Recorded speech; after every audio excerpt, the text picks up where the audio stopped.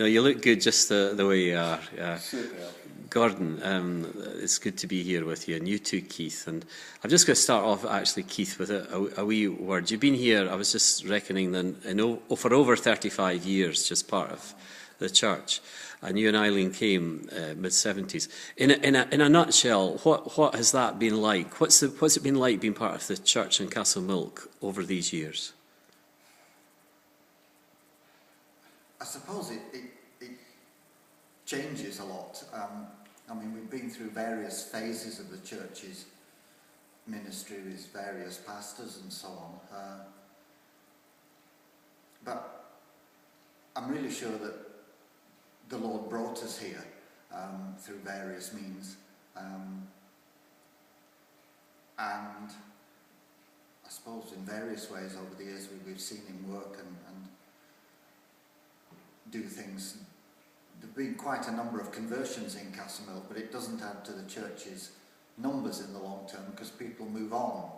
If you grow up in Castlemilk, one of the things you want to do is move out. When you get a job and so on. But the Lord has been faithful, I suppose, and we've been fairly near the edge of the cliff a few times.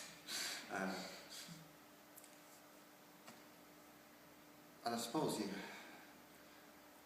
especially in more recent years as we work with asylum seekers and now the furniture thing, you know the Lord is kind of smiling on you, if that's a way of putting it. If you're walking, doing what he wants you to do, you know you're walking in his blessing, and that does as much for you as it does for anybody else, I suppose. Thanks. Gordon, it strikes me just as we've been talking, it takes a fair bit of determination and vision and a sense of calling. You're working part-time in another job, and it's a demanding life. What is it that keeps you going here? I know the Lord keeps you going. What is it that motivates you to be in Castlemilk as pastor? What motivates me within Castlemilk is unquestionably that first initial sense that this is where God would have me. Yeah. Until he says otherwise, that this is where I am. I think also when you see the people, it really is the people, the needs of the people, just to be loved. Yes. And to be accepted for who they are. Yes. And to see them taking strides forward in the Lord, and just displaying a faith in very simple ways, very, very often. But if you're watching, if you're listening, these are the actions and the words that say, just keep going. It's all good. God's being glorified. What would you really like to see happen? What would you really like to see? What have you got? What gets your faith excited? I'd like to see this place full of people. Not only a Sunday, but other days of the week as well. I would like to see that this. I mean, it's a glorious building. That we can engage the community, and I would like to see the community being able to come in and actually engage with the space and do their things, and for us to be a blessing in that respect.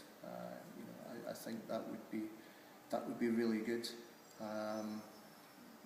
What else sets me on fire? We've been talking about people in their ministries, and part of I stress myself out sometimes because I come and I do different things on a Sunday and I think, are they going to accept this?